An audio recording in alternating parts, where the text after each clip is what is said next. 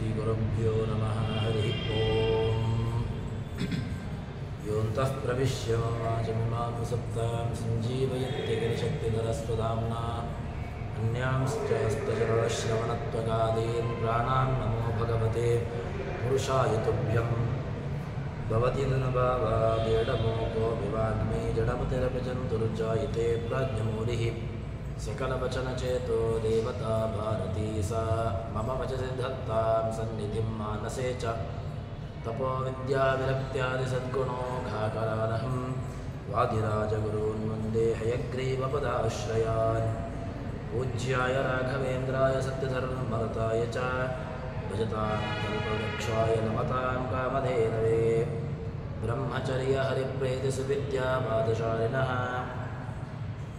इष्टदान् कष्टहर्तॄन्नः विद्यामान्यान् मुनीन् नमः श्रीगुरुभ्यो नमः हरिः ओम् ಭಗವಂತನಲ್ಲಿ ಇರತಕ್ಕಂತಹ ಭಗವಂತನ ರೂಪಗಳು ಭೂರಾದಿ ಭೂಹು ಭುವಃ ಸ್ವಃ ಮಹಃ ಈ ನಾಲ್ಕು ರೂಪಗಳಲ್ಲಿ ಈ ನಾಲ್ಕು ವ್ಯಾಹೃತಿಗಳಲ್ಲಿರತಕ್ಕಂತಹ ರೂಪಗಳ ಬಗ್ಗೆ ಅದರ ವಿವರಣೆಯನ್ನು ಮಾಡ್ತಾ ಇದ್ದಾರೆ.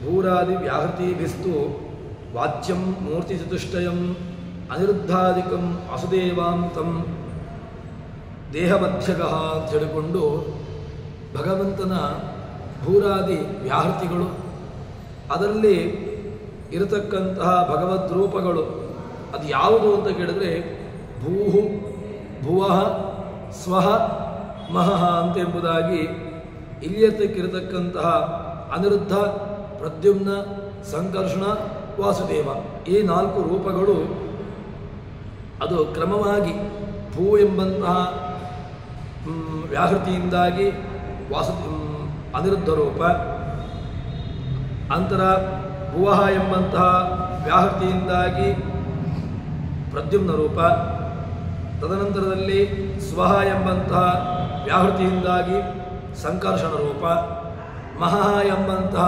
ವ್ಯಾಹೃತಿಯಿಂದಾಗಿ ಅಲ್ಲಿ ವಾಸುದೇವ ರೂಪ. ಈ ನಾಲ್ಕು ರೂಪಗಳು ಪ್ರತಿಪಾದ್ಯಮಾನವಾಗಿರ್ತಕ್ಕಂತಹದ್ದು ಅಂತ ಹೇಳ್ತಾರೆ. ತದನಂತರದಲ್ಲಿ ಮಹಃ ಎಂಬಂತಹ ಏನು ವಾಸುದೇವ ರೂಪ ಅಂದರೆ ಭಗವಂತನದ್ದೇ ನಾರಾಯಣ ರೂಪ ಏನಿದೆ ಅದು ದೇಹಮಧ್ಯಗಃ ದೇಹದ ಮಧ್ಯಭಾಗದಲ್ಲಿ ಅದು ಇರ್ತದೆ ಅಂತ ಹೇಳ್ತಾರೆ. ಇನ್ನು ಈ ಭೂಹು ಭುವಃ ಸ್ವಃ ಮಹಃ ಈ ನಾಲ್ಕು ರೂಪಗಳು ಅದು ಭಗವಂತನ ಯಾವ ಯಾವ ಅಂಗಗಳು ಎಂಬುದನ್ನು ಹೇಳ್ತಾರೆ. ಈ ಭೂ ಎಂಬಂತಹ ಹೆಸರಿನ ಅನಿರುದ್ಧ ರೂಪ ಏನಿದೆ ಅದು ನಾರಾಯಣ ರೂಪದ ಶಿರೋಭಾಗ, ತಲೆಯ ಭಾಗ. ಅದು ಭೂ ಎಂಬಂತಹ ಅನಿರುದ್ಧ ರೂಪದ ಅನಿರುದ್ಧ ರೂಪಿಯಾಗಿರ್ತಕ್ಕಂತಹ ಭಗವಂತ ಅವನು ಈ ನಾರಾಯಣನ ಶಿರೋಭಾಗ. ತದನಂತರದಲ್ಲಿ ಭುವಃ ಎಂಬಂತಹ ಹೆಸರಿನಲ್ಲಿರ್ತಕ್ಕಂತಹ ಪ್ರದ್ಯುಮ್ನ ರೂಪ ಅದು ನಾರಾಯಣನ ಎರಡು ಬಾಹುಗಳು. ಹೇಗೆ ಅಂತ ಕೇಳಿದರೆ ಅನಿರುದ್ಧಾದಿಕಂ ವಾಸುದೇವಾಂತಂ ದೇಹಮಧ್ಯಗಃ ವಾಸುದೇವೋ ಮಹೋನಾಮ ಅನಿರುದ್ಧ ಶಿರೋಮತಃ ಭೂರ್ನಾಮಾತ ಭುವೋ ನಾಮ ಬಾಹು ಪ್ರದ್ಯುಮ್ನ ಈರಿತಃ. ಅದರಲ್ಲಿ ಎರಡು ರೂಪಗಳು, ಮೂಲರೂಪಿಯಾಗಿರ್ತಕ್ಕಂತಹ ನಾರಾಯಣನ ಮಧ್ಯಭಾಗದಲ್ಲಿ ಅನಿರುದ್ಧ ನಾರಾಯಣನ ಶಿರೋಭಾಗ ಅಂತ ನೆನೆಸಿಕೊಳ್ತಾನೆ. ಭುವಃ ಎಂಬಂಥ ಹೆಸರಿನ ಪ್ರದ್ಯುಮ್ನ ರೂಪ ಅದು ಬಾಹುಗಳಾಗಿರ್ತವೆ. ಇನ್ನು ಸ್ವಃ ಎಂಬಂತಹ ಹೆಸರಿನಲ್ಲಿರ್ತಕ್ಕಂತಹ ಸಂಕರ್ಷಣ ಅವನು ಭಗವಂತನ ಪಾದದಲ್ಲಿ ಪಾದಗಳಾಗಿರ್ತಾನೆ. ಇನ್ನು ಈ ಅನಿರುದ್ಧ ಪ್ರದ್ಯುಮ್ನ ಸಂಕರ್ಷಣ ವಾಸುದೇವ ಈ ನಾಲ್ಕು ರೂಪಗಳು ಭಗವಂತನಿಗಿಂತ ಅತ್ಯಂತ ಅಭಿನ್ನ. ಅಲ್ಲಿ ಭಗವಂತ ಬೇರೆ ಅಲ್ಲ, ಅನಿರುದ್ಧಾದಿ ರೂಪಗಳು ಬೇರೆ ಅಲ್ಲ, ನಾರಾಯಣ ರೂಪ ಬೇರೆ ಅಲ್ಲ, ಯಾವುದೂ ಭೇದ ಇಲ್ಲ. ಮತ್ತು ಅಭೇದವೇ, ವಾಸ್ತವಿಕವಾಗಿ ಅಭೇದವೇ ಇರುವಂತಹದ್ದು. ಅಭಿನ್ನನಾಗಿದ್ದರೂ ಕೂಡ ಅಲ್ಲಿ ಏನು ಹೇಳ್ತಾರೆ ಅಂತ ಕೇಳಿದರೆ ಅನ್ಯೋನ್ಯಪಿ ಅನ್ಯ ಶಬ್ದೇನ ಚತುರಾತ್ಮ ಪ್ರಕೀರ್ತ್ಯತೆ ನಿರ್ವಿಶೇಷೋಪಿ ಭಗವಾನ್ ಸಂಖ್ಯಾ ಮಾತ್ರ ವಿಶೇಷತಃ ಅಂಗಾಂಗನ್ಯ ದೇವತಾ ಅಂತ ಅಲ್ಲಿ ಉಪನಿಷತ್ತಿರುವಂತಹದ್ದು. ಅಲ್ಲಿ ಅಂಗಾನಿ ಅನ್ಯಾ ದೇವತಾ ಅಂತ ಹೇಳಿದ್ರಿಂದಾಗಿ ವಾಸ್ತವಿಕವಾಗಿ ಅನಿರುದ್ಧ, ಪ್ರದ್ಯುಮ್ನ, ಸಂಘರ್ಷಣ, ವಾಸುದೇವ, ನಾರಾಯಣ ಎಲ್ಲವೂ ಕೂಡ ಅಭಿನ್ನವೇ. ಆದರೂ ಕೂಡ ಅಭಿನ್ನವಾಗಿದ್ದರೂ ಕೂಡ ಅಲ್ಲಿ ನಾರಾಯಣ ಅಂತ, ಅಲ್ಲಿ ಪ್ರದ್ಯುಮ್ನ ಅಂತ ಹೇಳ್ತೇವೆ, ಅನಿರುದ್ಧ ಅಂತ ಹೇಳ್ತೇವೆ, ಸಂಕರ್ಷಣ ಅಂತ ಹೇಳ್ತೇವೆ. ಈ ಎಲ್ಲ ಭಿನ್ನ ಭಿನ್ನವಾಗಿರತಕ್ಕಂತಹ ಪ್ರಭೇದಗಳು ಯಾಕೆ? ವಾಸ್ತವಿಕವಾಗಿ ದೇವರು ಬೇರೆ ಅಲ್ಲ, ಭಗವಂತನ ಭಗವದ್ ರೂಪಗಳು ಬೇರೆ ಅಲ್ಲ. ಹಾಗಿದ್ರೂ ಕೂಡ ಇಲ್ಲಿ ಪ್ರತ್ಯೇಕವಾಗಿ ಕರೆದಿದ್ದಾರಲ್ವ, ನಾರಾಯಣ ರೂಪ ಅಂತ ಕರೆದಿದ್ದಾರೆ, ಅನಿರುದ್ಧ ರೂಪ ಅಂತ ಕರೆದಿದ್ದಾರೆ, ಮತ್ತೆ ಪ್ರದ್ಯುಮ್ನ ರೂಪ ಅಂತ ಕರೆದಿದ್ದಾರೆ. ಇದೆಲ್ಲ ಯಾಕೆ ಅಂತ ಕೇಳಿದ್ರೆ ಅದನ್ನ ಆ ಭಾಷೆಯಲ್ಲಿ ಹೇಳುವಾಗ ಹೇಳ್ತಾರೆ, ನಿರ್ವಿಶೇಷ ಅನ್ಯ ಶಬ್ದೇನ ಚತುರಾತ್ಮ ಪ್ರಕೀರ್ತಿದೆ. ಅಲ್ಲಿ ವಾಸ್ತವಿಕವಾಗಿ 4 ರೂಪಗಳು, 4 ಭಗವದ್ ರೂಪಗಳು ಇದೆ. ಆದರೂ ಕೂಡ ಅಲ್ಲಿ ನಾವು ಯಾವುದರಿಂದ ಅದನ್ನು ಸಮನ್ವಯ ಮಾಡ್ತೇವೆ ಅಂತ ಕೇಳಿದ್ರೆ ವಿಶೇಷ. ಅದಕ್ಕೆ ಇರತಕ್ಕಂತಹ ಒಂದು ಭಗವಂತನ ಕೈ, ಭಗವಂತನ ಕಾಲು, ಭಗವಂತನ ಕಣ್ಣು, ಈ ರೀತಿಯಾಗಿರ್ತಕ್ಕ ನಿಜವಾಗಿ ಭಗವಂತ ಬೇರೆ ಅಲ್ಲ, ಭಗವಂತನ ಕಣ್ಣು ಬೇರೆ ಅಲ್ಲ, ಭಗವಂತ ಬೇರೆ ಅಲ್ಲ, ಭಗವಂತನ ಇಂದ್ರಿಯಗಳು ಬೇರೆ ಅಲ್ಲ.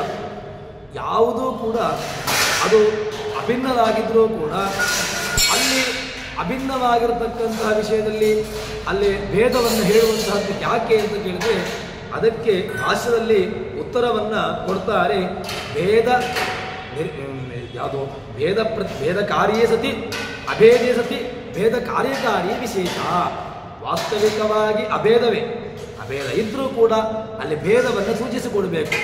ಭಗವಂತನ ಕೈ, ಭಗವಂತನ ಪ್ರದ್ಯುಮ್ನ ರೂಪ, ಭಗವಂತನ ಅನಿರುದ್ಧ ರೂಪ, ಭಗವಂತನ ಸಂಘರ್ಷಣ ರೂಪ, ಭಗವಂತನ ವಾಸುದೇವ ರೂಪ, ಇದನ್ನು ತೋರಿಸಿಕೊಡುವುದಕ್ಕೋಸ್ಕರವಾಗಿ ಅಲ್ಲಿ ನಾವು ಭೇದವನ್ನು ವ್ಯವಹಾರ ಮಾಡುವಂಥದ್ದಷ್ಟೇ.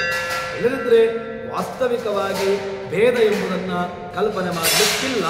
ಭಗವಂತನಿಗೂ ಭಗವದ್ ರೂಪಗಳಿಗೂ ಭೇದವನ್ನು ಕಲ್ಪನೆ ಮಾಡಲಿಕ್ಕಿಲ್ಲ ಎಂಬುದಾಗಿ ಇಲ್ಲಿ ಹೇಳ್ತಾರೆ.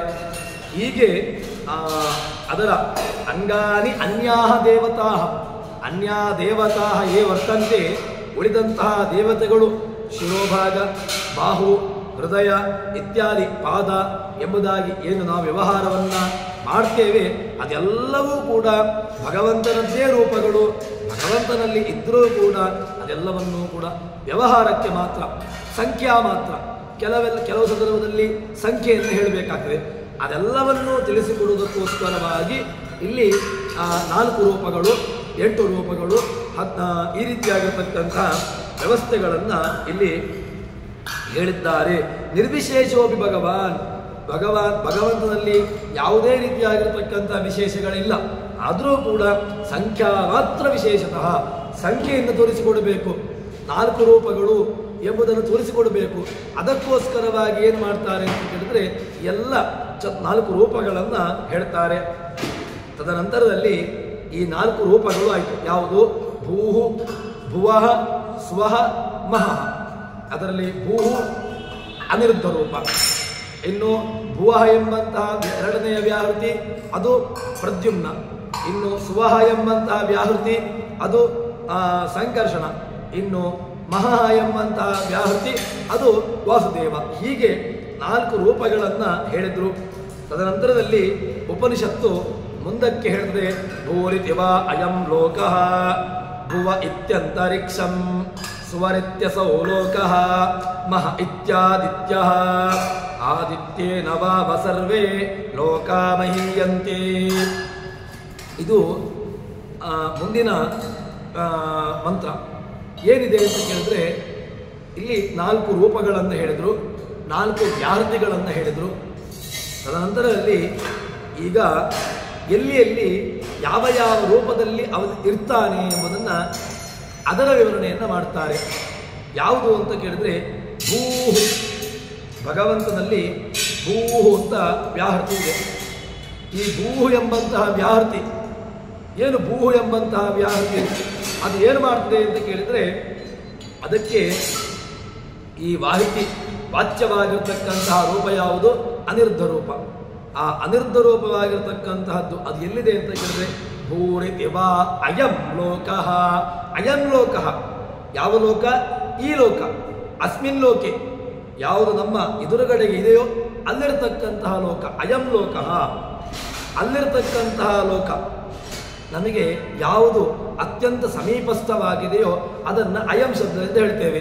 ಅಯಂ ಅಯಂ ಅಯಂ ಎಂಬುದಾಗಿ ನಾವು ಪ್ರಯೋಗವನ್ನು ಮಾಡ್ತೇವೆ. ಅದೇ ರೀತಿಯಾಗಿ ಉಪನಿಷತ್ತು ಹೇಳುವಾಗ ಏನು ಹೇಳ್ತದೆ ಅಂತ ಕೇಳಿದ್ರೆ ಭೂರಿತಿವ ಅಯಂ ಲೋಕಃ. ಇಲ್ಲಿ ಅಯಂ ಲೋಕಃ ಅಂತ ಹೇಳಿದಾಗ ಎಲ್ಲಿರ್ತಕ್ಕಂತಹದ್ದು ಅಂತ ಕೇಳಿದ್ರೆ ಪ್ರಕೃತ ಭೂಲೋಕದಲ್ಲಿದ್ದುಕೊಂಡು ಅಲ್ಲಿ ವಾಚ್ಯವಾಗಿರ್ತಕ್ಕಂತಹ ರೂಪ. ಭೂರಿತಿವ ಅಯಂ ಲೋಕಃ ಆ ಸಮೀಪದಲ್ಲಿರ್ತಕ್ಕಂತಹದ್ದು. ಮತ್ತೆ ಅಷ್ಟು ಮಾತ್ರವಲ್ಲದೆ ಸಮೀಪದಲ್ಲಿ ಉಂಟು, ಭೂಲೋಕದಲ್ಲಿ ಉಂಟು. ಮತ್ತೆ ಅಷ್ಟು ಮಾತ್ರವಲ್ಲದೆ ಅಯಂ ಸರ್ವಜ್ಞ ಅದು ಪೂರ್ತಿ ಎಲ್ಲವನ್ನು ತಿಳಿದಿರತಕ್ಕಂತಹದ್ದು, ಸಾಮಾನ್ಯವಾಗಿರತಕ್ಕಂತಹದ್ದು. ಭಗವಂತನ ಎಲ್ಲ ರೂಪಗಳು ಕೂಡ ಸರ್ವಜ್ಞವೇ, ಎಲ್ಲವನ್ನೂ ತಿಳಿದಿರತಕ್ಕಂತಹದ್ದೇ. ಆದರೂ ಕೂಡ ಅಲ್ಲಿ ಅಯಂ ಲೋಕಃ ಅಂತ ಹೇಳಿದ್ರಿಂದಾಗಿ ಈ ಅನಿರ್ಧ ರೂಪವನ್ನು ಆ ಭಗವಂತನಿಗಿಂತ ಅತ್ಯಂತ ಅಭಿನ್ನವಾಗಿರತಕ್ಕಂತಹ ರೂಪ. ಭಗವಂತ ಬೇರೆ ಅಲ್ಲ, ಈ ಅನಿರ್ಧ ರೂಪ ಬೇರೆ ಅಲ್ಲ ಎಂಬುದನ್ನು ಇಲ್ಲಿ ತೋರಿಸಿಕೊಡ್ತಾರೆ. ಸರಿ, ಇದು ಅನಿರ್ಧ ರೂಪ ಆಯಿತು. ಇನ್ನು ಭುವಃ, ಭುವ ಇತ್ಯಂತರಿಕ್ಷಂ, ಅಂತರಿಕ್ಷದಲ್ಲಿರ್ತಕ್ಕಂತಹದ್ದು ಅದು ಯಾವುದು ಅಂತ ಕೇಳಿದರೆ ಅದನ್ನು ಈ ಪ್ರದ್ಯುಮ್ನ ರೂಪ ಅಂತ ಹೇಳ್ತಾರೆ. ಭುವಃ ಎಂಬಂತಹ ವ್ಯಾಹೃತಿ ಎರಡನೆಯ ವ್ಯಾಹೃತಿ. ಆ ಎರಡನೆಯ ವ್ಯಾಹೃತಿಯಿಂದ ಪ್ರತಿಪಾದ್ಯಮಾನವಾಗಿ ಅದು ಅಂತರಿಕ್ಷದ ಲೋಕದಲ್ಲಿ ಉಂಟು. ಅಷ್ಟು ಮಾತ್ರವಲ್ಲದೆ ದೇಹದ ಒಳಗಡೆಗೆ ಎಲ್ಲ ಶರೀರಗಳಲ್ಲಿ ಯಾವುದೆಲ್ಲ ಲೋಕದಲ್ಲಿರ್ತಕ್ಕಂತಹದ್ದು ಇದೆಯೋ ಇದ್ದಾರೋ ಆ ಎಲ್ಲ ಶರೀರದಲ್ಲಿ ಒಳಗಿದ್ದುಕೊಂಡು ಎಲ್ಲವನ್ನೂ ಕೂಡ ಈಕ್ಷತೆ, ಅಂತಹ ಅಸ್ತಿತ್ವ ಈಕ್ಷತೆ, ಅಂತರಿಕ್ಷ ಅಂತಹ ಅಸ್ತಿತ್ವ ಈಕ್ಷಣ ಭಗವಂತ ಒಳಗಡೆ ಇದ್ದಾನಲ್ವ. ಇಲ್ಲ ಅಂತ ಆದರೆ ದೇಹದಲ್ಲಿರ್ತಕ್ಕಂಥ ದೇಹಕ್ಕೆ ಅಸ್ತಿತ್ವ ಇಲ್ಲ. ಮತ್ತು ಅಂತರಿಕ್ಷ ಭಗವಂತ ಅಂತಹ ಅಸ್ತಿತ್ವ ಪ್ರದ್ಯುಮ್ನ ರೂಪ. ಪ್ರದ್ಯುಮ್ನ ರೂಪದಿಂದಾಗಿ ಒಳಗಡೆ ಇದ್ದಾನೆ. ಒಳಗಡೆ ಇದ್ದುಕೊಂಡು ಇರುವುದು ಮಾತ್ರವಲ್ಲ, ಒಳಗಡೆ ಇದ್ದುಕೊಂಡು ಈಕ್ಷಣೆ ಲೋಕದಲ್ಲಿರತಕ್ಕಂತಹದ್ದನ್ನು ನೋಡ್ತಾನೆ. ಇದ್ದುಕೊಂಡು ತಾನು ಅದನ್ನು ನೋಡತಕ್ಕಂತಹದ್ದು ಎಲ್ಲವನ್ನೂ ನೋಡ್ತಾನೆ.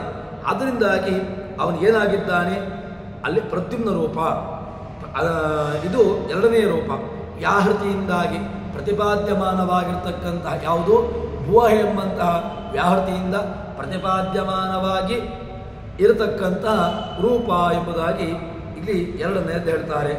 ಇನ್ನು ಸುವರಿತ್ಯ ಸೌಲೋಕಃ, ಇನ್ನು ಮೂರನೆಯದ್ದಾಗಿರ್ತಕ್ಕಂತಹ ರೂಪ ಸುವಹ. ಭಗವಂತನ ಭೂಹು ರೂಪ, ಭುವಃ ರೂಪ. ಮೂರನೆಯದ್ದಾಗಿರ್ತಕ್ಕಂತಹದ್ದು ಸುವಹ. ಇಲ್ಲಿ ಉಪನಿಷತ್ತಿನಲ್ಲಿ ಮುಂದೆ ಅದಕ್ಕೆ ಭಾಷ್ಯವನ್ನು ಕೂಡ ಒಳ್ಳೆಯ ರೀತಿಯಲ್ಲಿ ಅದನ್ನು ಹೇಳ್ತಾರೆ. ಸುವಹ ಅಂತ, ಸುವಹ ಎಂಬಂತಹ ವ್ಯಾಹೃತಿ ಅದು ಸಂಕರ್ಷಣ ರೂಪ. ಅವನು ಏನಾಗಿದ್ದಾನೆ ಅಂತ ಕೇಳಿದರೆ ಸುವಹ ಈ ಇಡೀ ಪ್ರಕಾಶ ರೂಪ ಅಂತ ಹೇಳ್ತಾರೆ. ಪ್ರಾಣನಲ್ಲಿದ್ದುಕೊಂಡು ಎಲ್ಲ ಜಗತ್ತಿಗೆ ಪ್ರಕಾಶ, ಜಗತ್ತಿಗೆ ಬೆಳಕಾಗಿರ್ತಕ್ಕಂತಹ ರೂಪ ಅದು ಸುವಹ ಅಂತ ರೂಪ. ಹೀಗೆ ಆ ಸಂಕರ್ಷಣ ರೂಪವನ್ನು ಈ ಸುವಹ ಎಂಬಂತಹ ವ್ಯಾಹೃತಿಯಿಂದಾಗಿ ಪ್ರತಿಪಾದ್ಯಮಾನವಾಗಿರ್ತಕ್ಕಂತಹ ರೂಪ ಅಂತ ಹೇಳ್ತಾರೆ. ಹೀಗೆ ತದನಂತರದಲ್ಲಿ ಮಹ ಇತ್ಯಾದಿತ್ಯ, ಇನ್ನು ಮಹಾ ಎಂಬಂತಹ ರೂಪ ಅದು ಆದಿತ್ಯನಲ್ಲಿದೆ. ಆದಿತ್ಯನಲ್ಲಿದ್ದುಕೊಂಡು ಎಲ್ಲಿಗೆ? ಭೂಮಿ, ಅಂತರಿಕ್ಷ, ಸ್ವರ್ಗ. ಆದಿತ್ಯೇನ ವಾವ ಸರ್ವೇ ಲೋಕಾಹ ಮಹೀಯಂತೆ. ಇಡೀ ಮಹಾ ಎಂಬಂತಹ ರೂಪ, ಭಗವದ್ ರೂಪ ಏನಿದೆ ಅದು ಏನಾಗಿದೆ ಅಂತ ಕೇಳಿದರೆ ಅದು ಸ್ವರ್ಗ, ಅಂತರಿಕ್ಷ, ಭೂಮಿ ಎಲ್ಲ ಲೋಕಗಳನ್ನು ಕೂಡ ಪ್ರಕಾಶ್ಯಮಾನ, ಎಲ್ಲವನ್ನೂ ಕೂಡ ಬೆಳಗತಕ್ಕಂತಹ ಸಾಮರ್ಥ್ಯವುಳ್ಳಂತಹ ರೂಪ ಅದು. ಅಂತಹ ಇಡೀ ಜಗತ್ತನ್ನು ಬೆಳಗತಕ್ಕಂತಹ ಸಾಮರ್ಥ್ಯವುಳ್ಳಂತಹ ರೂಪ ಎಂಬುದಾಗಿ ಹೀಗೆ ಅದನ್ನು ಹೇಳ್ತಾರೆ. ಅದಕ್ಕೆ ಒಳ್ಳೆಯ ಈ ಏನು ಭಾಷ್ಯದಲ್ಲಿ ಒಳ್ಳೆಯ ರೀತಿಯಲ್ಲಿ ಅದನ್ನು ಇನ್ನಷ್ಟು ಬಿಡಿಸ್ತಾರೆ. ಏನು ಅಂತ ಕೇಳಿದ್ರೆ, ಲೋಕಜ್ಯೋತಿ ಪ್ರಾಣ ವೇದೇಶು ಏಕಸ್ಸ ಪುರುಷೋತ್ತಮ ಪ್ರತ್ಯೇಕಶ್ಚತುರಾತ್ಮಾತ್ ಷೋಡಶಾತ್ಮ ಪ್ರಕೀರ್ತ. ಭಗವಂತ ಎಲ್ಲಿದ್ದಾನೆ ಅಂತ ಕೇಳಿದ್ರೆ, ಅಯಂ ಸಮೀಪಸ್ಥಯ ಅಸೌ ಪ್ರಾಣೇ ದತ್ತುದಃ ಅಂತ ಹೇಳಿಕೊಂಡು, ಭೂರಿತಿವಾ ಅಯಂ ಲೋಕಃ ಅಂತ ಉಂಟಲ್ವಾ, ಅಯಂ ಅಂದರೆ ಎಲ್ಲಿ, ಸಮೀಪಸ್ಥಯ ಸಮೀಪವಾಗಿರ್ತಕ್ಕಂತಹ ಪ್ರಾಣದಲ್ಲಿ ಎಲ್ಲ ಶರೀರದಲ್ಲಿ ಪ್ರಾಣ ಇದ್ದಾನೆ. ಪ್ರಾಣ ಇಲ್ಲದೇ ಇರತಕ್ಕಂತಹ ವ್ಯವಸ್ಥೆ ಇಲ್ಲವೇ ಇಲ್ಲ. ಎಲ್ಲದರಲ್ಲೂ ಕೂಡ ಪ್ರಾಣ ಇದ್ದಾನೆ. ಎಲ್ಲ ಶರೀರದಲ್ಲಿರ್ತಕ್ಕಂತಹ ಪ್ರಾಣ ಅಯಂ ಅಂತ ಅಲ್ಲಿ ಶಬ್ದವನ್ನು ಕೊಟ್ಟರು. ಮತ್ತೆ ಈ ಕ್ಷಣಾತ್ ಅಂತರಿಕ್ಷ ಆದಿತ್ಯಸ್ಥೋ ಅದಿತೇ ಸುತಃ. ಈ ಕ್ಷಣ ಏನು ಅಂತರಿಕ್ಷ ಭುವ ಇತ್ಯಂತರಿಕ್ಷಂ ಅಂತ ಉಂಟಲ್ವ, ಅದಕ್ಕೆ ಉತ್ತರವನ್ನ ಈ ಕ್ಷಣಾತ್ ಅಂತರಿಕ್ಷಂ. ಭಗವಂತ ಈ ಕ್ಷಣ ಎಲ್ಲವನ್ನೂ ನೋಡ್ತಾನೆ, ಎಲ್ಲರನ್ನೂ ನೋಡ್ತಾನೆ. ಆದ್ದರಿಂದ ಭಗವಂತನಿಗೆ ಏನು ಕರೆದ್ರು, ಈ ಕ್ಷಣಾತ್ ಅಂತರಿಕ್ಷಂ. ಮತ್ತೆ ಆದಿತ್ಯಸ್ಥಃ ಅದಿತೇ ಸುತಃ. ಭಗವಂತ ಏನಾಗಿದ್ದಾನೆ, ಮಹ ಇತ್ಯಾದಿತ್ಯ ಆದಿತ್ಯಸ್ಯ ಅದಿತೇ ಸುತಃ. ಆದಿತ್ಯ ಎಲ್ಲಿದ್ದಾನೆ, ಸೂರ್ಯನಲ್ಲಿದ್ದಾನೆ. ಬೆಳಗತಕ್ಕಂತಹದ್ದು ಯಾವುದೆಲ್ಲ ಇದೆಯೋ ಎಲ್ಲದರಲ್ಲೂ ಕೂಡ ಸ್ವರ್ಗ, ಅದೇ ರೀತಿಯಾಗಿ ಭೂಮಿ, ಎಲ್ಲ ಕಡೆಗಳಲ್ಲೂ ಕೂಡ ಬೆಳಗಿ ತನ್ಮೂಲಕವಾಗಿ ಬೆಳಕನ್ನು ನೀಡತಕ್ಕಂಥವನು. ಅದರಿಂದಾಗಿ ಆದಿತ್ಯ, ಅವನನ್ನು ಏನು ಕರೆದ್ರು, ಆದಿತ್ಯ ಅಂತ ಎಂಬುದಾಗಿ ಹೇಳಿಗೆ ಹೇಳ್ತಾರೆ. ಅದಕ್ಕೆ ಒಳ್ಳೆಯ ಇನ್ನಷ್ಟು ಅವನನ್ನು ಆ ಶಬ್ದವನ್ನು ಬಿಡಿಸತಕ್ಕಂತಹ ವ್ಯವಸ್ಥೆ ಬಹಳ ಚೆನ್ನಾಗಿದೆ. ಅಗ್ನಿರಗ್ನೋ ಸ್ಥತ್ವಾಚ್ಚ ವಾಯುರ್ವಯತಿ ಯಜ್ಜಗತ್ ಚಂದ್ರ ಆಹ್ಲಾದರೋಪತ್ವಾತ್ ರಗರ್ಚತ್ವಾದ ಜನಾರ್ದನ. ಭಗವಂತನಂದು ಈ ಅಗ್ನಿ ಮತ್ತೆ ಏನು ಎಲ್ಲ ಹೆಸರುಗಳುಂಟು. ಯಾಕೆ ಅಂತ ಕೇಳಿದ್ರೆ, ಅಗ್ನಿ ಅಗ್ನೋ ಸ್ಥತ್ವಾತ್. ಭಗವಂತನಿಗೆ ಅಗ್ನಿ ಅಂತ ಹೆಸರು. ಯಾಕೆ ಅಂತ ಕೇಳಿದ್ರೆ, ಅಗ್ನೋ ಸ್ಥಿತತ್ವಾತ್, ಅಗ್ನಿಯಲ್ಲಿದ್ದುಕೊಂಡು ಚೇಷ್ಟೆಯನ್ನು ನೀಡ್ತಾನೆ. ಭಗವಂತ ಅಗ್ನಿಯಲ್ಲಿ ಅಗ್ನಿಸ್ಥನಾಗಿ ಅಗ್ನಿನಾಮಕನಾಗಿ ಯಾರಿಗೆಲ್ಲ ಚೇಷ್ಟೆಯನ್ನು ಕೊಡಬೇಕು ಅವರೆಲ್ಲರಿಗೂ ಕೂಡ ಚೇಷ್ಟಾಪ್ರದಕನಾಗಿರ್ತಕ್ಕಂಥವನು ಅಗ್ನಿ. ಇಲ್ಲಿ ಒಳಗಡೆ ಬಿಸಿ ಇದ್ದರೆ ಮಾತ್ರ ತಾನೇ ಎಲ್ಲ ಚೇಷ್ಟೆಗಳು ಆಗುವಂತಹದ್ದು. ಪ್ರಾಣದೇವರು ದೇಹದಲ್ಲಿರ್ತಕ್ಕಂತಹ ಬಿಸಿ ಹೋಯಿತು ಅಂತಾದರೆ ಏನು ಚೇಷ್ಟೆಯೂ ಇಲ್ಲ, ಯಾವುದೇ ರೀತಿಯಾಗಿರ್ತಕ್ಕಂತಹ ಕ್ರಿಯೆಗಳು ಆಗುವುದಿಲ್ಲ. ಅಂದರೆ ಏನಾಗಿದ್ದಾನೆ, ಅಗ್ನಿ. ಲೌಕಿಕವಾಗಿರ್ತಕ್ಕಂತಹ ಅಗ್ನಿಯಲ್ಲಿಯೂ ಕೂಡ ಅಗ್ನಿ ನಾಮಕನಾಗಿರ್ತಾನೆ. ದೇಹಾದಿಗಳಲ್ಲಿಯೂ ಕೂಡ ಅಗ್ನಿನಾಮಕನಾಗಿ ಅಲ್ಲಿ ಚೇಷ್ಟಾದಿಗಳನ್ನು ಕೊಟ್ಟುಕೊಂಡು ಇರ್ತಾನೆ. ಇನ್ನು ವಾಯುರ್ ವಯತಿ ಯಜ್ಜಗತ್, ವಯಬಂಧನೆ ಅಂತ ಧಾತು. ಇನ್ನೊಂದೇನು ಅಂತ ಕೇಳಿದ್ರೆ, ಭಗವಂತ ವಾಯು ಅಂತ ಅನಿಸಿಕೊಂಡಿದ್ದಾನೆ.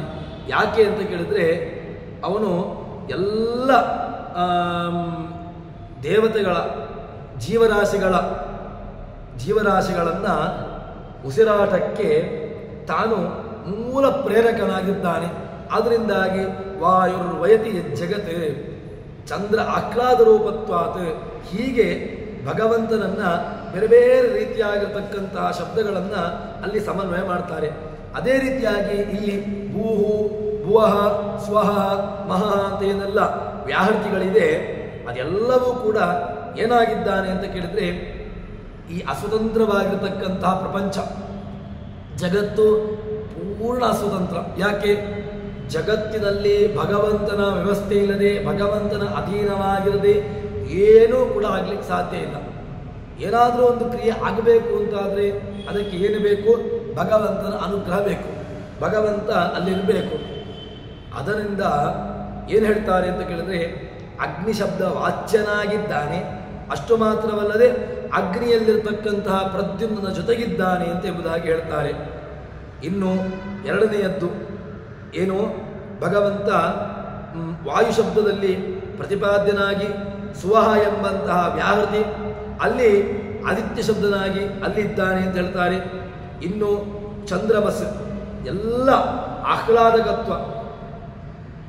ಭೂರಿತಿ ವಾ ಅಗ್ನಿ ಭುವ ಇತಿ ವಾಯು ಸುವರಿತ್ಯಾದಿತ್ಯ ಮಹ ಇತಿ ಚಂದ್ರಮಾ ಚಂದ್ರಮಸ ಭಾವ ಸರ್ವಾಣಿ ಜ್ಯೋತಿಗಿಂಷಿ ಮಹೀಯಂತೆ. ಇದರ ಅರ್ಥವನ್ನ ಇಲ್ಲಿ ಹೇಳ್ತಾರೆ. ಭೂಹು ಎಂಬಂತಹ ವ್ಯಾಹೃತಿಯಾಗಿ ಭೂರಿತಿವ ಅಗ್ನಿ ಅಂತ ಹೇಳಿದ್ರಲ್ವಾ. ಅಗ್ನಿ ಅಂತ ಯಾಕೆ ಅಂತ ಕೇಳಿದ್ರೆ ಅಗ್ನಿ ಶಬ್ದ ವಾಚ್ಯನಾಗಿ ಅಗ್ನಿಯಲ್ಲಿದ್ದುಕೊಂಡು ಅಭಿನ್ನನಾಗಿದ್ದಾನೆ, ಪ್ರದ್ಯುಮ್ನನಿಗಿಂತ ಅಭಿನ್ನನಾಗಿದ್ದಾನೆ. ಅಲ್ಲಿ ಏನು ಮಾಡ್ತಾನೆ? ಪ್ರೇರಣೆಯನ್ನ ಮಾಡ್ತಾನೆ. ಅಷ್ಟು ಮಾತ್ರವಲ್ಲದೆ ಭುವ ಇತಿ ವಾಯು, ಭುವ ಅಂತ ಎಂಬುದಾಗಿ ಏನು ಪ್ರದ್ಯುಮ್ನ ರೂಪ ಜಗತ್ತಿನ ವಿಧಿನಿಷೇಧಗಳಿಗೆ ಅದರಲ್ಲಿ ಏನು ಮಾಡ್ತಾನೆ? ಎಲ್ಲರನ್ನೂ ಕೂಡ ಬಂಧಕರನ್ನಾಗಿ ಮಾಡಿ ತನ್ಮೂಲಕವಾಗಿ ಅವರವರ ಕಾರ್ಯವನ್ನ ಮಾಡುವಂತೆ ಮಾಡ್ತಾನೆ. ಆದ್ರಿಂದಾಗಿ ಭುವ ಇತಿ ವಾಯು. ಇನ್ನು ಸುವರಿತ್ಯಾದಿತ್ಯ, ಅದಾದ ನಂತರ ಏನು ಹೇಳ್ತಾರೆ ಅಂತ ಕೇಳಿದ್ರೆ ಭಗವಂತ ಸುವರಿತ್ಯಾದಿತ್ಯ, ಭಗವಂತನ ಸುವಹ ಅಂತ ಕರೆದ್ರು. ಸುವ ಯಾಕೆ? ಆದಿತ್ಯನಲ್ಲಿದ್ದಾನೆ, ಅಭಿನ್ನನಾಗಿದ್ದಾನೆ. ಅಂತಹ ಆದಿತ್ಯ ಚಂದ್ರ ಎಲ್ಲದಕ್ಕಿಂತಲೂ ಕೂಡ ತಾನಿದ್ದುಕೊಂಡು ಅವರನ್ನು ಬೆಳಗುವಂತೆ ಮಾಡ್ತಾನೆ. ಚಂದ್ರನಲ್ಲಿರತಕ್ಕಂತಹ ಬೆಳಗುವಿಕೆ, ಸೂರ್ಯನಲ್ಲಿರತಕ್ಕಂತಹ ಬೆಳಗುವಿಕೆ, ಉಳಿದಂತಹ ಎಲ್ಲ ಯಾವುದೆಲ್ಲ ಬೆಳಗತಕ್ಕಂತಹ ಪದಾರ್ಥಗಳಿದೆಯೋ ಅದೆಲ್ಲದಕ್ಕೂ ಕೂಡ ಬೆಳಗುವಂತಹ ಸಾಮರ್ಥ್ಯವನ್ನ ಕೊಟ್ಟವನು ತಾನು. ಹೀಗೆ ಅವನನ್ನ ಹೇಳ್ತಾರೆ. ಅಷ್ಟು ಮಾತ್ರವಲ್ಲದೆ ಚಂದ್ರಮಸ ವಾವ ಸರ್ವಾಣಿ ಜ್ಯೋತಿ ಗುಂಸಿಮಹೀಯಂತೆ, ಅವನನ್ನ ಎಲ್ಲ ದೇವತೆಗಳ ಒಳಗಿದ್ದುಕೊಂಡು ಎಲ್ಲ ಯಾವುದೆಲ್ಲ ಅಗ್ನಿ ಸೂರ್ಯ ಅಥವಾ ಇನ್ನಿತರ ಯಾವುದೆಲ್ಲ ಪದಾರ್ಥಗಳು ಅಂತ ಇದೆಯೋ ಬೆಳಗುವಿಕೆ ಅದೆಲ್ಲದೂ ಕೂಡ ತಾನಿದ್ದಾನೆ ಎಂಬುದನ್ನು ನಮಗೆ ಉಪನಿಷತ್ತು ತಿಳಿಸಿಕೊಡುತ್ತದೆ. ಅದಾದ ಮೇಲೆ ಇದೇ ಭೂಹು ಭುವಃ ಸ್ವಹ ಈ ವ್ಯಾಹೃತಿಗಳಿಗೆ ಋಗ್ ಯಜು ಸಾಮ ಇತ್ಯಾದಿಗಳಲ್ಲಿ ಸಮನ್ವಯವನ್ನು ಮಾಡ್ತಾರೆ. ಹೇಗೆ ಅಂತ ಕೇಳಿದ್ರೆ ಅದಕ್ಕೆ ಉತ್ತರವನ್ನ ಕೊಟ್ಟದ್ದು ಋಗ್ ಅರ್ಚತ್ವಾದ ಜನಾರ್ದನ, ಅದನ್ನೇ ಭೂರಿತಿವಾರಚಃ. ಭಗವಂತ ಋಗ್ವೇದದಲ್ಲಿ ಭೂಹು ನಾಮಕನಾಗಿದ್ದಾನೆ. ಭೂಹು ಭೂಹು ಭೂಹು ಅಂತ ಹೇಳಿಕೊಂಡು ಋಗ್ವೇದದ ಅಭಿಮಾನಿಯಾಗಿ, ವೇದ ಅನಾದಿ, ಅದು ಕೂಡ ನಿತ್ಯ. ವೇದಗಳನ್ನು ಅದಕ್ಕಿರತಕ್ಕಂತಹ ಒಬ್ಬ ಯಾರಾದರೂ ಲೇಖಕ ಇಲ್ವೇ ಇಲ್ಲ. ಯಾಕೆ? ವೇದ ಅನಾದಿ ಅಪೌರುಷೇಯ. ಅಂತಹ ಅಪೌರುಷೇಯವಾಗಿರ್ತಕ್ಕಂತಹ ವೇದಗಳು, ಆ ವೇದಗಳಲ್ಲಿ ಭಗವಂತ ಮುಖ್ಯನಾಗಿ ವ್ಯಾಹೃತಿ ಭೂಹು ಎಂಬಂತಹ ವ್ಯಾಹೃತಿ ವಾಚ್ಯನಾಗಿ ಅಲ್ಲಿ ಋಗ್ವೇದದಲ್ಲಿದ್ದಾನೆ. ಅಂದರೆ ಋಗ್ವೇದದಲ್ಲಿ ಅಂತರ್ಗತನಾಗಿ ತಾನು ಪ್ರತಿಪಾದ್ಯಮಾನನಾಗಿದ್ದಾನೆ ಅಂತ ಹೇಳ್ತಾರೆ. ಇನ್ನು ಭುವ ಇತಿ ಭುವ ಭೂರಿತಿವಾರಚಃ ಭುವ ಇತಿ ಸಾಮಾನಿ, ಎರಡನೆಯದನ್ನು ಹೇಳುವಾಗ ಸಾಮವೇದಕ್ಕೆ ಹೇಳ್ತಾರೆ. ಯಾಕೆ ಅಂತ ಕೇಳಿದ್ರೆ ಯಜುರು ಯಾಜ್ಯರೂಪತ್ವಾತ್ ಸಾಮಚ ಅಸೌ ಸಮತ್ವತಃ.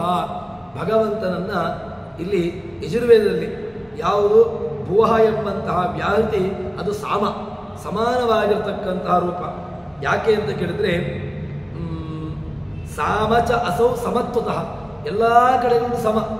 ಭಗವಂತನನ್ನ ನಾವು ಹೇಗೆ ಉಪಾಸನೆಯನ್ನ ಮಾಡ್ತೇವೆಯೋ ಆ ರೀತಿಯಾಗಿರ್ತಕ್ಕಂಥ ನಮಗೆ ಫಲ ಸಿಗುವಂತಹದ್ದು. ಭಗವಂತನನ್ನ ಸಮ ಎಂಬುದಾಗಿ ಉಪಾಸನೆ ಮಾಡಿದರೆ ನಮಗೂ ಕೂಡ ಭಗವಂತ ಸಮತ್ವವನ್ನು ನೀಡುತ್ತಾನೆ.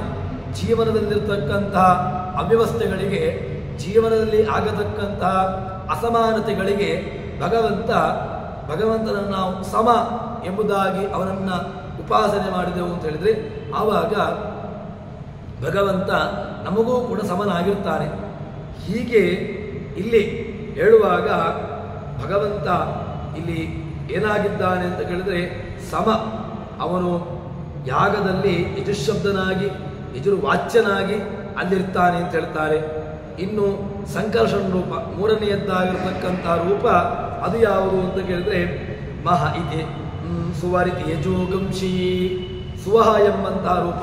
ಭೂಹು ಭುವಃ ಸ್ವಃ, ಅದರಲ್ಲಿ ಸ್ವಃ ಎಂಬಂತಹ ರೂಪ ಅದು ಯಜುರ್ವೇದ, ಅಲ್ಲಿ ಪ್ರತಿಪಾದ್ಯಮಾನವಾಗಿರತಕ್ಕಂತಹ ರೂಪ.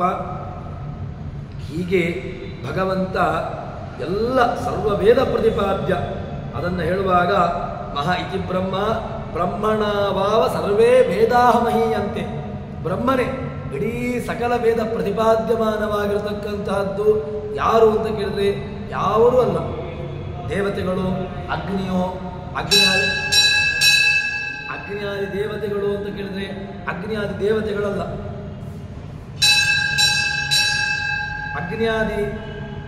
ಅಗ್ನಿಯಾದಿ ದೇವತೆಗಳು ಆ ಪ್ರತಿಪಾದ್ಯಮಾನವಾಗಿದೆಯೋ ಅಂತ ಕೇಳಿದ್ರೆ ಅಗ್ನಿಮಿ ಈಳೆ ಪುರೋಹಿತಂ ಅಂತ ಹೇಳಿಕೊಂಡು ಅಗ್ನಿಯನ್ನು ಇಟ್ಟುಕೊಂಡು ಅಲ್ಲಿ ಹೇಳಿದೆ ಅಂತ ಹೇಳಿದ್ರೆ ಆಗೋದಿಲ್ಲ.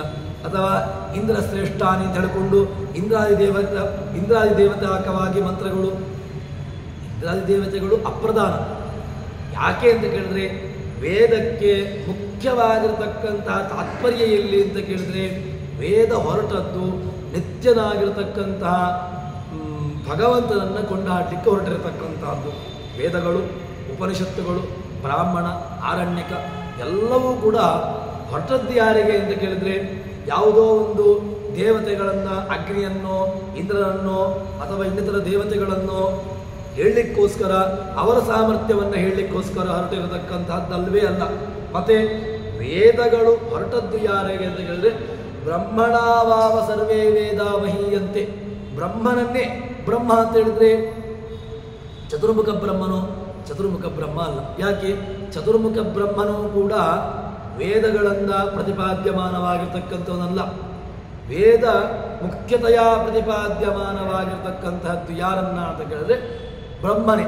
ಬ್ರಹ್ಮ ಅಂತ ಹೇಳಿದ್ರೆ ಪೂರ್ಣನಾಗಿರ್ತಕ್ಕಂಥವನು. ಚತುರ್ಮುಖ ಬ್ರಹ್ಮ ಪೂರ್ಣನು ಅಂತ ಕೇಳಿದ್ರೆ ಅವನು ಅಪೂರ್ಣ. ಯಾಕೆ?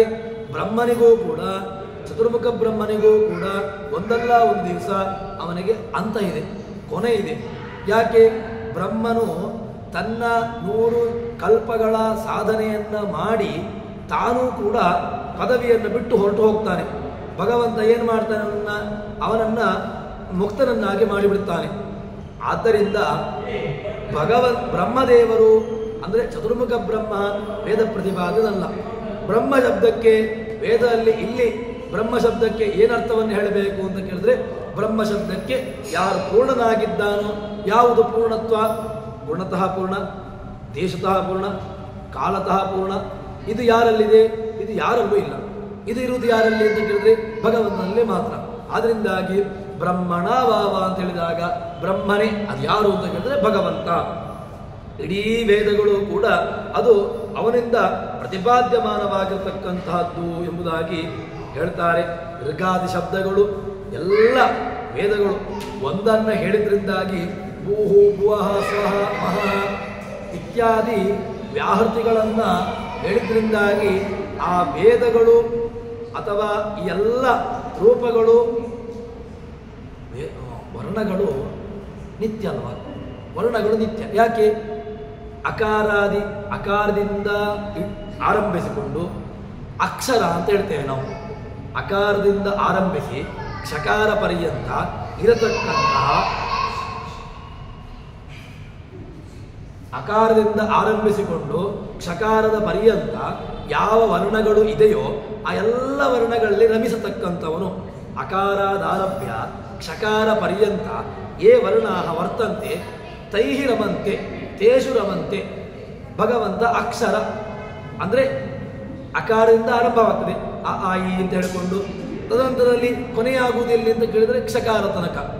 ಈ ಕ್ಷಕಾರ ಪರ್ಯಂತ ಇರತಕ್ಕಂಥ ವರ್ಣಗಳು, ಈ ವರ್ಣಗಳು ಯಾರನ್ನ ಹೇಳಲಿಕ್ಕೆ ಹೊರಟದ್ದು? ವರ್ಣಗಳು, ಪ್ರತಿಯೊಂದು ವರ್ಣಗಳು ಕೂಡ ಆ ಅಜರೂಪ, ಆ ಆನಂದ ರೂಪ, ಈ ಇಂದ್ರ ರೂಪ, ಉಗ್ರ ರೂಪ, ಈ ಈಶರೂಪ, ಉಗ್ರ ರೂಪ, ಊರ್ಜ, ಋತಂಬರ, ಋಘ, ದೃಶಿ, ಋಜ, ಹೀಗೆ ಪ್ರತಿಯೊಂದು ರೂಪಗಳನ್ನು ಕೂಡ ನಾವು ಭಗವಂತನಿಗೆ ಹೇಳಲಿಕ್ಕೆ ಬರ್ತದೆ. ಪ್ರತಿಯೊಂದು ರೂಪಗಳು ಉಂಟು ಅಂತ ಆದ್ಮೇಲೆ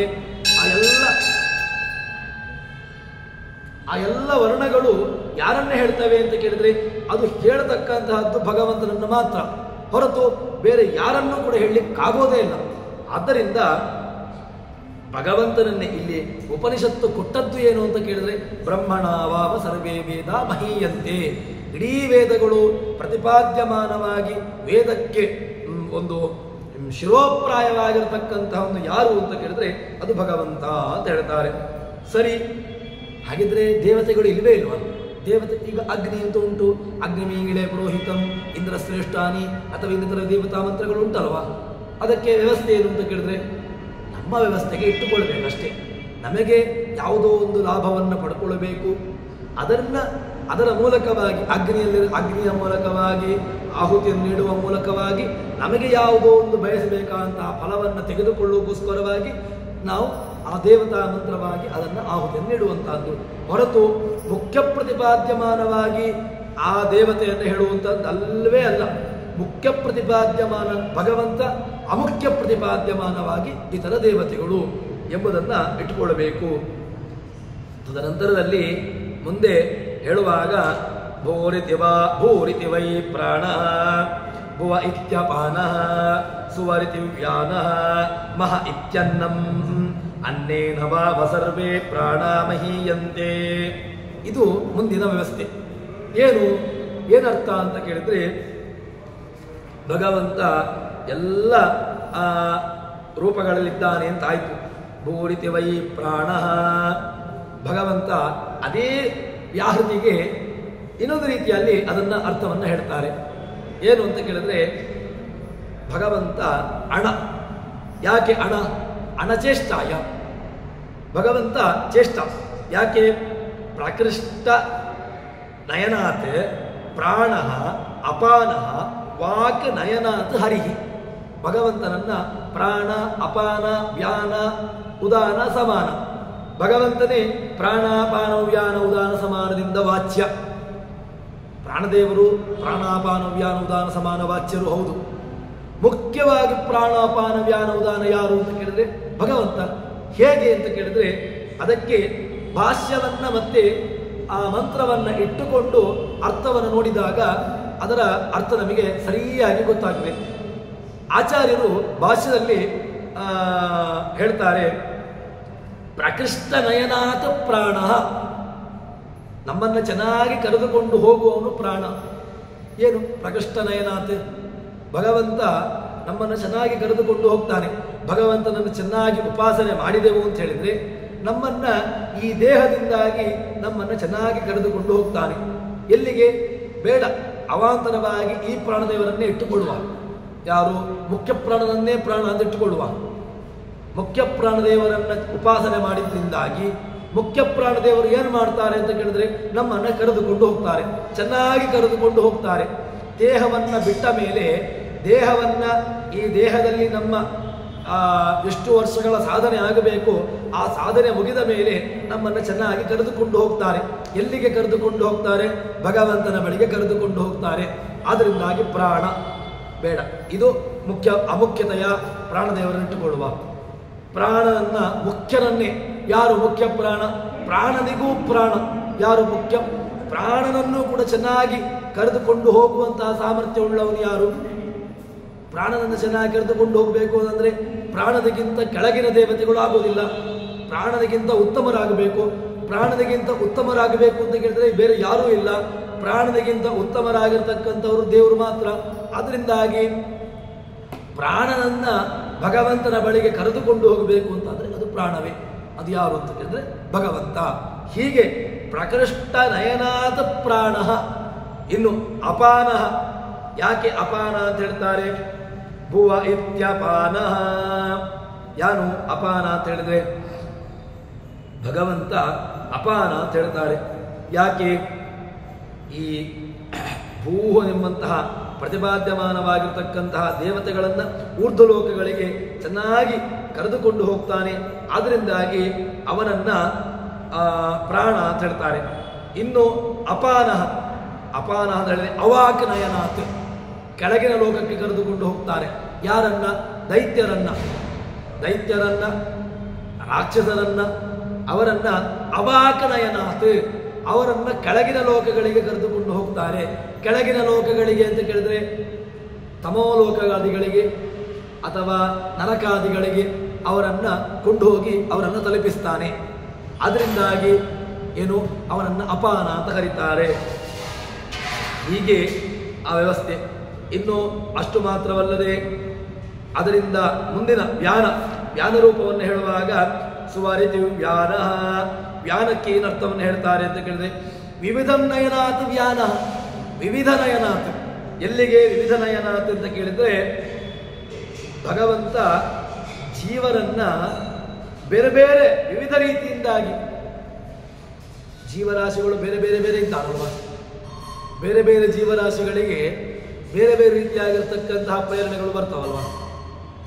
ನನಗೊಂದು ಪ್ರೇರಣೆ ಬಂತು, ಇನ್ನೊಬ್ಬನಿಗೆ ಬೇರೆ ಪ್ರೇರಣೆ ಬಂತು, ಮತ್ತೊಬ್ಬನಿಗೆ ಬೇರೆ ಪ್ರೇರಣೆ ಆಯಿತು. ಹೀಗೆ ವಿವಿಧ ರೀತಿಯ ಪ್ರೇರಕತೆಯ ಸ್ಥಿರತ್ವಾತ್ ವ್ಯಾನ. ಭಗವಂತ ವ್ಯಾನ. ಯಾಕೆ ವ್ಯಾನ ಅಂತ ಕೇಳಿದ್ರೆ ವಿವಿಧತೆಯ ವಿವಿಧಂ ನಯನಾತ್ ವ್ಯಾನ. ವಿವಿಧ ರೀತಿಯ ಅವನನ್ನ ಬೇರೆ ಬೇರೆ ರೀತಿಯಾಗಿ ಅವರನ್ನ ಕರೆದುಕೊಂಡು ಹೋಗ್ತಾನೆ, ಬೇರೆ ಬೇರೆ ರೀತಿಯಾಗಿ ಪ್ರೇರಣೆ ಮಾಡ್ತಾನೆ. ಅದರಿಂದಾಗಿ ವ್ಯಾನ, ಭಗವಂತನನ್ನು ವ್ಯಾನ ಅಂತ ಕರೀತಾರೆ. ಯಾಕೆ ವ್ಯಾನ? ವಿವಿಧ ರೀತಿಯ ಪ್ರೇರಕತ್ವಾತ್. ಭಗವಂತ ಪ್ರೇರಕ. ಯಾರಿಗೆ ಪ್ರೇರಕ? ಬೇರೆ ಬೇರೆ ಜೀವರಾಶಿಗಳಿಗೆ. ನನ್ನಲ್ಲಿ ಒಂದು ರೀತಿ ಪ್ರೇರಕ ಮಾಡ್ತಾನೆ, ಮತ್ತೊಬ್ಬರಲ್ಲಿ ಮತ್ತೊಬ್ಬರಲ್ಲಿ ಮತ್ತೊಬ್ಬರಲ್ಲಿ. ಹೀಗೆ ವಿವಿಧ ರೀತಿಯ ಪ್ರೇರಕತೆಯ ಸ್ಥಿರತ್ವಾದ ಭಗವಂತ ವ್ಯಾನ. ಇದನ್ನೇ ಸುವಾರಿತೆ ವ್ಯಾನ, ವ್ಯಾನ ಶಬ್ದದ ಅರ್ಥವನ್ನ ಕೊಟ್ಟರು. ಅದರಿಂದ ಪ್ರತಿಪಾದ್ಯಮಾನವಾಗಿರತಕ್ಕಂತಹ ರೂಪ ಆ ಭಗವಂತನ ಸಂಕರ್ಷಣ ರೂಪ. ಇದು ವ್ಯಾನ ರೂಪದಲ್ಲಿರತಕ್ಕಂತಹದ್ದು. ಅಷ್ಟು ಮಾತ್ರವಲ್ಲದೆ ಇದು ಸುವಹ ಎಂಬಂತಹ ರೂಪದಲ್ಲಿ ಏನು ವ್ಯಾಹೃತಿಯಲ್ಲಿರ್ತಕ್ಕಂತಹದ್ದು. ಅಷ್ಟು ಮಾತ್ರವಲ್ಲದೆ ಮಹ ಇತಿ ಬ್ರಹ್ಮ, ಭಗವಂತ ಬ್ರಹ್ಮ ಮಹ. ಯಾಕೆ ಅಂತ ಕೇಳಿದ್ರೆ ಅನ್ನ ಶಬ್ದ ನಮಗೆ ಎಲ್ಲರಿಗೂ ಉಪಜೀವ್ಯ. ನಮಗೆ ಅನ್ನ ಅಂತ ಹೇಳಿದ್ರೆ ಲೌಕಿಕವಾಗಿರ್ತಕ್ಕಂತಹ ಅನ್ನ ಅಂತ ಹೇಳಿದ್ರೆ, ಅನ್ನ ಅಂತ ಹೇಳಿದ್ರೆ ಯಾವ ತಿಂತೇವೋ ಅದನ್ನ. ಅನ್ನ ಅಂತ ಹೇಳಿದ್ರೆ ಕೇವಲ ಅಕ್ಕಿಯಿಂದ ಮಾಡಿದ್ದನ್ನು ಅನ್ನ ಅಂತ ಕರೆದದ್ದಲ್ಲ. ಅನ್ನ ಶಬ್ದಕ್ಕೆ ಯದತ್ತಿ ತದನ್ನಂ, ಅತ್ತಾಚರಾಚರ ಗ್ರಹಣಾತ್ ಅಂತ ಸೂತ್ರದಲ್ಲಿ ಅತೃತ್ವಾಧಿಕರಣ, ಆ ವ್ಯಾಸರು ಅತೃತ್ವಾಧಿಕರಣದಲ್ಲಿ ಇಡೀ ಜಗತ್ತನ್ನು ಅನ್ನವಾಗಿ ಹೇಳಿದ್ದಾರೆ. ಯಾರಿಗೆ? ಭಗವಂತನಿಗೆ, ಬ್ರಹ್ಮನಿಗೆ ಜಗತ್ತನ್ನು ಅನ್ನವಾಗಿ ಹೇಳಿದ್ದಾರೆ. ಅನ್ನ ಶಬ್ದಕ್ಕೆ ಏನರ್ಥ ಬಂತು ಅಂತ ಹಾಗಿದ್ರೆ, ಅನ್ನ ಅಂತ ಹೇಳಿದ್ರೆ ಭಗವಂತನಿಗೆ ಅನ್ನ ಅಂತ ಹೇಳಿದ್ರೆ ಜಗತ್ತೇ ಅನ್ನ. ನಾವು ಅನ್ನ ಅಂತ ಹೇಳಿದ್ರೆ ಅಕ್ಕಿಯನ್ನ ಮಾಡಿದ್ದನ್ನ ಅನ್ನ ಅಂತ ಹೇಳ್ತೇವೆ. ಆದರೆ ಅನ್ನ ಶಬ್ದಕ್ಕೆ ಯದತ್ತಿ ತತ್ಸರ್ವಮನ್ನಂ, ಯಾವುದನ್ನು ತಿಂತೇವೆಯೋ ತತ್ಸರ್ವಮನ್ನಂ, ಅನ್ನ ಅಂತ ಹೇಳಿದದು. ಭಗವಂತ ಅನ್ನ. ಯಾಕೆ? ಉಪಜೀವ್ಯ. ಏನು ಉಪಜೀವ್ಯ? ನಮಗೆ ನನ್ನ ಈ ಶರೀರ ಪೋಷಣೆಗೆ ನನಗೆ ಯಾವುದು ಉಪಜೀವ್ಯ? ಅನ್ನ ಉಪಜೀವ್ಯ. ನಾನು ಬದುಕಬೇಕು ಅಂತಾದರೆ, ನಾನು ನನ್ನ ವ್ಯವಹಾರವನ್ನು ಮಾಡಬೇಕು ಅಂತಾದರೆ ನಾನು ಯಾವುದನ್ನು ಉಪಜೀವಿಸಿಕೊಂಡಿದ್ದೇನೆಯೋ ಅದು ಉಪಜೀವ್ಯ. ಉಪಜೀವ್ಯ ಉಪಜೀವಕ. ನಾನು ಉಪಜೀವಕ, ಉಪಜೀವ್ಯವಾದದ್ದು ಯಾವುದು? ಅನ್ನ. ಹೀಗೆ ಭಗವಂತ ಅನ್ನ. ಯಾಕೆ? ನಾನು ಬದುಕಬೇಕು ಅಂತಾದರೆ ನಾನು ಭಗವಂತನನ್ನು ಆಶ್ರಯಿಸಿಕೊಂಡು ಬದುಕಬೇಕು. ಆದ್ದರಿಂದ ಅನ್ನ. ಭಗವಂತ ಮಹ ಅನ್ನ. ಇದನ್ನ ಮಹ ಇತ್ಯನ್ನಂ ಅಂತ ಅನ್ನ ಶಬ್ದಕ್ಕೆ ಉತ್ತರವನ್ನು ಕೊಟ್ಟರು. ಇದು ಉಪನಿಷತ್ತಿನ ವ್ಯವಸ್ಥೆ. ಉಪನಿಷತ್ತು ಒಂದು ಸಣ್ಣ ಮಂತ್ರ. ಏನು? ಭೂರಿತಿ ವಾರ್ಚ ಭುವ ಇತಿ ಸಾಮಾನಿ ಸುವರ್ತಿ ಯಜೋಗುಂಷಿ ಮಹ ಇತಿ ಬ್ರಹ್ಮ ಅಂತ ಸಾಮಾನ್ಯವಾಗಿ ಹೇಳಿಕೊಂಡು ಬಿಟ್ಟಿದ್ದು. ಆದರೆ ಭೂರಿತಿ ವೈ ಪ್ರಾಣ ಭುವ ಇತ್ಯಪಾನ ಸುವರ್ತಿ ವ್ಯಾನ ಮಹ ಇತ್ಯನ್ನಂ ನೋಡಿದಾಗ ಏನೂ ಅರ್ಥ ಆಗೋದಿಲ್ಲ. ಇದನ್ನ ಮಂತ್ರವನ್ನು ನೋಡಿದ್ರೆ ಮಹ ಇತ್ಯನ್ನಂ, ಮಹ ಎಂಬುದು ಅನ್ನ, ಭೂರೆಂಬುದು ಪ್ರಾಣ, ಭುವ ಎಂಬುದು ಅಪಾನ, ಸುಹ ಎಂಬುದು ವ್ಯಾನ. ಏನು ವ್ಯಾನ ಏನು, ಪ್ರಾಣ ಏನು, ಅಪಾನ ಏನು, ಏನರ್ಥ? ಇದಕ್ಕೆ ಭಾಷ್ಯವನ್ನ ಇಟ್ಟುಕೊಂಡು ಭಾಷ್ಯದ ಸಹಕಾರಿಯಾಗಿ, ಭಾಷ್ಯ ಎಂಬುದು ಯಾಕೆ ಹೇಗೆ ಅಂತ ಕೇಳಿದ್ರೆ ಬೆಳಕು. ನಮಗೆ ಹೋಗಬೇಕು ಅಂತಾದರೆ ಬೆಳಕು ಬೇಕು. ಬೆಳಕು ಯಾವುದು ಅಂತ ಕೇಳಿದ್ರೆ ವೇದಕ್ಕೆ ಉಪನಿಷತ್ತುಗಳಿಗೆ ಬೆಳಕು ಯಾವುದು ಅಂತ ಕೇಳಿದ್ರೆ ಭಾಷ್ಯ. ಭಾಷ್ಯದ ಸಹಕಾರಿಯಾಗಿ ಭಾಷ್ಯವನ್ನು ಇಟ್ಟುಕೊಂಡು ವೇದಗಳಿಗೆ ಉಪನಿಷತ್ತುಗಳಿಗೆ ಅರ್ಥವನ್ನು ಮಾಡಿದೆವು ಅಂತ ಹೇಳಿದ್ರೆ ರಾಯರ ವ್ಯಾಖ್ಯಾನ ಇದೆ, ಜಯತೀರ್ಥರ ವ್ಯಾಖ್ಯಾನ ಇದೆ. ಹೀಗೆ ಅವರವರವರ ವ್ಯಾಖ್ಯಾನವನ್ನು ಇಟ್ಟುಕೊಂಡು ನಾವು ಈ ವೇದಗಳಿಗೆ ಅರ್ಥ ಮಾಡಿದೆವು ಅಂತ ಹೇಳಿದ್ರೆ ವೇದ ಸರಿಯಾಗಿ ಅರ್ಥವಾಗ್ತದೆ. ಇಲ್ಲದಿದ್ದರೆ ವೇದ ಅಪಾರ್ಥವಾಗಿ ಬಿಡ್ತದೆ.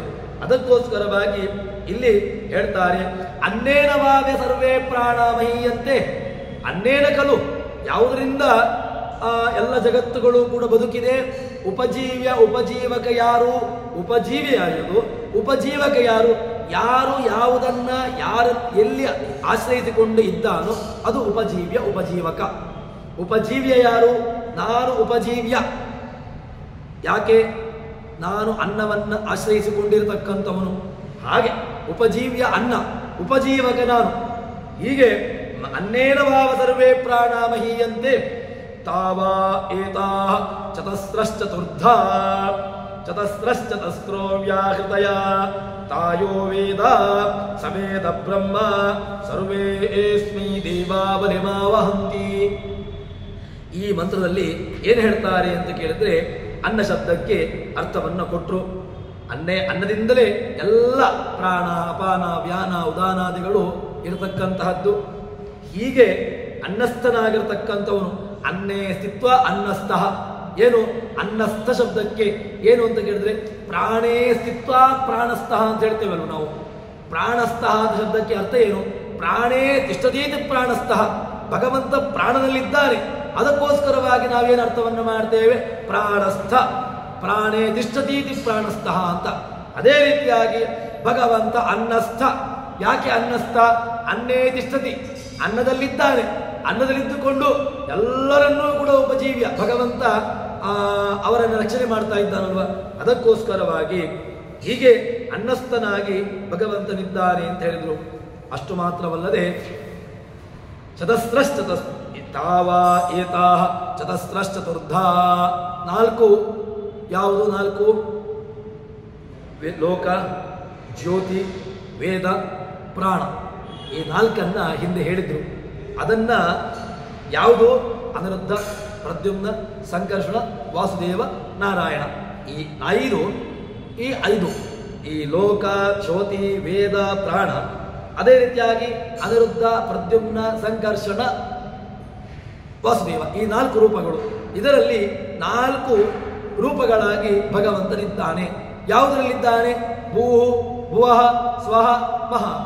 ಈ ವ್ಯಾಹೃತಿಗಳಲ್ಲಿ ತಾನಿದ್ದಾನೆ ಎಂಬುದನ್ನು ತೋರಿಸಿಕೊಡ್ತಾರೆ. ಹೀಗೆ 16 ರೂಪಗಳಾಗ್ತದೆ. ಅದರ ಅನಿರುದ್ಧ ರೂಪ, ಅನಿರುದ್ಧ ಪ್ರದ್ಯುಮ್ನ ರೂಪ, ಅನಿರುದ್ಧ ಸಂಕರ್ಷಣ ರೂಪ, ಅನಿರುದ್ಧ ವಾಸುದೇವ ರೂಪ, ಅನಿರುದ್ಧ ಪ್ರದ್ಯುಮ್ನ ಅನಿರುದ್ಧ ರೂಪ. ಹೀಗೆ ಆ ರೂಪಗಳನ್ನು ನಾವು 2 ರೀತಿಯಾಗಿ 2 ಮಜಲುಗಳಾಗಿ ಅದನ್ನು ವಿಭಾಗ ಮಾಡ್ತಾ ಮಾಡ್ತಾ ಮಾಡ್ತಾ ಹೋದೆವು ಅಂತ ಹೇಳಿದ್ರೆ ಚತಸ್ರಶ್ಚತುರ್ಧ. 4 ಅಂತ ಹೇಳಿದ್ರೆ 4 16. ಈ 16 ರೂಪಗಳು ಅದನ್ನು ತಿಳ್ಕೊಂಡ ಹಾಗಾಗ್ತದೆ. ಅಷ್ಟು ಮಾತ್ರವಲ್ಲದೆ ತಿಳ್ಕೊಂಡ್ರೆ ಏನಾಯಿತು? ತಿಳ್ಕೊಂಡ್ರೆ ಏನು ಪುಣ್ಯವೂ ಇಲ್ಲ, ಏನು ಪುರುಷಾರ್ಥವೂ ಇಲ್ಲ. ತಿಳ್ಕೊಂಡ್ರೆ ಸುಮ್ಮನೆ 4 ವ್ಯಾಹೃತಿಗಳಿಂದಾಗಿ ಹೋಮವನ್ನು ಮಾಡಿದ್ದು ಬಂತು. ಭೂಸ್ವಾಹ, ಭುವಸ್ವಾಹ, ಸ್ವಸ್ವಾಹ, ಭೂರ್ಭೋಸ್ವಾಹ ಅಂತ ಹೇಳಿಕೊಂಡು 4 ವ್ಯಾಹೃತಿಗಳಿಂದ ಹೋಮ ಮಾಡಿದ್ದು ಬಂತು. ಹೋಮ ಮಾಡಿದ್ರಿಂದಾಗಿ ಹೊಟ್ಟೆ ತುಂಬಿತು, ಅಷ್ಟೇ ಆಯಿತು ಹೊರತು ಅದರಿಂದ ಪ್ರತಿಪಾದ್ಯಮಾನವಾಗಿರ್ತಕ್ಕಂಥ ರೂಪವಾಗಲಿ, ಅದರಿಂದ ವಾಚ್ಯವಾಗಿರ್ತಕ್ಕಂಥ ರೂಪಗಳಾಗಲಿ, ಅದರಿಂದ ವ್ಯವಸ್ಥಿತವಾಗಿರ್ತಕ್ಕಂತಹ ಆ ರೂಪಗಳು ಏನನ್ನ ಹೇಳ್ತಾ ಉಂಟು ಅದೆಲ್ಲ ಏನೂ ಗೊತ್ತಾಗಲಿಲ್ಲ. ಅದಕ್ಕೋಸ್ಕರವಾಗಿ ಹೇಳ್ತಾರೆ, ಸವೇದ ಬ್ರಹ್ಮ ತಾಯೋ ವೇದ. ಯಹ ವೇದ ವರ್ತತೆ ಅದನ್ನು ಏನು ಕಲಿಬೇಕು? ಅದನ್ನು ನೀನು ತಿಳ್ಕೊಳ್ಬೇಕು. ತಿಳ್ಕೊಂಡಿದ್ರಿಂದಾಗಿ ಏನಾಗ್ತದೆ ಅಂತ ಕೇಳಿದ್ರೆ ಸವೇದ ಬ್ರಹ್ಮ. ಆ ಬ್ರಹ್ಮ ಅವರು ಏನು ಆ ವೇದ ಪ್ರತಿಪಾದ್ಯಮಾನವಾಗಿರ್ತಕ್ಕಂತಹ ಭಗವಂತ ಏನಾಗಿದ್ದಾನೆ ಅಂತ ಕೇಳಿದ್ರೆ ಅವನಿದ್ದಾನೆ. ಮತ್ತೆ ಸವೇದ ಬ್ರಹ್ಮ ಸರ್ವೇ ಅಸ್ಮೈ ದೇವ ಬಲಿಮಾವಹಂತಿ. ಎಲ್ಲರೂ ಕೂಡ ಯಾರಿಗೆ ಶರಣು ಹೊಂದುತ್ತಾರೆ ಅಂತ ಕೇಳಿದ್ರೆ ಪೂಜೆಯನ್ನ ಯಾರನ್ನ ಕುರಿತು ತಮ್ಮ ಎಲ್ಲವನ್ನೂ ಕೂಡ ಸಮರ್ಪಿಸ್ತಾರೆ ಅಂತ ಕೇಳಿದ್ರೆ ಸರ್ವೇ ದೇವತಾ ಯೇ ವರ್ತಂತೆ ಅಸ್ಮೈ. ಯಾರಿಗೆ? ಆ ಬ್ರಹ್ಮನಿಗೆ. ಯಾರು ಬ್ರಹ್ಮ? ಚತುರ್ಮುಖ ಬ್ರಹ್ಮ ಅಲ್ಲ, ಪೂರ್ಣನಾಗಿರತಕ್ಕಂತಹ ಬ್ರಹ್ಮನಿಗೆ ಅಸ್ಮೈ ದೇವ ಬಲಿಮಾವಹಂತಿ. ಬಲಿ ಕೊಡುವುದು ಅಂತ ಹೇಳಿದ್ರೆ ತುಂಡರಿಸಬೇಕು ಅಂತ ಇಲ್ಲ. ಬಲಿ ಕೊಡುವುದು ಅಂತ ಹೇಳಿದ್ರೆ, ಬಲಿ ಅಂತ ಹೇಳಿದ್ರೆ ತನ್ನನ್ನು ಸಮರ್ಪಿಸುವಂತಹದ್ದು, ಭಗವಂತನಿಗೆ ತಮ್ಮನ್ನು ತಾವು ಸಮರ್ಪಿಸುವಂತಹದ್ದು. ಬಲಿ ಅಂತ ಹೇಳಿದ ತಕ್ಷಣ ತುಂಡರಿಸಿ ಬಲಿ ಕೊಡುವುದು ಅಂತ ಅಲ್ಲ. ಬಲಿ ಇದಕ್ಕೆ ತನ್ನನ್ನು ನಾವು ಕೂಡ ದೇವರಿಗೆ ನಮ್ಮನ್ನು ನಾವು ಸಮರ್ಪಿಸಬೇಕು, ಅದನ್ನೇ ನಾವು ಹೇಳುವಂತಹದ್ದು. ಹೀಗೆ ಸರ್ವೇ ಅಸ್ಮೈ ದೇವಾ ಬಲಿಮಾವಹಂತಿ ಎಂಬುದಾಗಿ ಹೀಗೆ ಉಪನಿಷತ್ತು ಆ ಭಗವಂತನ ರೂಪಗಳನ್ನು ಹೇಳಿತು. ಹೀಗೆ ಭೂಹು ಭುವಃ ಸ್ವಃ ಮಹ ಈ 4 ರೂಪಗಳು, ಅದರಿಂದ ಪ್ರತಿಪಾದ್ಯಮಾನವಾಗಿರತಕ್ಕಂತಹ ಪಂಚರೂಪಗಳು, ಪ್ರಾಣಾದಿ ರೂಪಗಳು, ಅದರಿಂದ ಋಗ್ವೇದಾದ ರೂಪಗಳು, ಎಲ್ಲದರಲ್ಲೂ ಕೂಡ ಇರತಕ್ಕಂತಹ ಭಗವದ್ ರೂಪಗಳನ್ನು ನಮಗೆ ತೈತ್ತರೀಯ ಉಪನಿಷತ್ತು ಅದನ್ನು ಸ್ಪಷ್ಟವಾಗಿ ಚೆನ್ನಾಗಿ ಅದನ್ನು ನಿರೂಪಣೆ ಮಾಡ್ತಾ ಇದೆ. ಇನ್ನು ಮುಂದಿನ ಭಾಗವನ್ನು ನಾಳೆ ಸೇರಿದಾಗ ನೋಡೋಣ ಅಂತ ಹೇಳುವಲ್ಲಿ ಹರಿಪ್ರಿಯತಾ ಶ್ರೀಕೃಷ್ಣಾರ್ಪಿತಮಸ್ತು. ಯಸ್ಸರ್ವಣ ಸಂಪೂರ್ಣ ಸರ್ವದೋಷ ವಿವರ್ಜಿತ ಪ್ರೀತಾ ಪ್ರೀತೇ ಬಾಲಂ ವಿಷ್ಣುರ್ಮೇ ಪರಮಸ್ವರ್ತ. ಶ್ರೀಕೃಷ್ಣಾರ್ಪಿತಮಸ್ತು.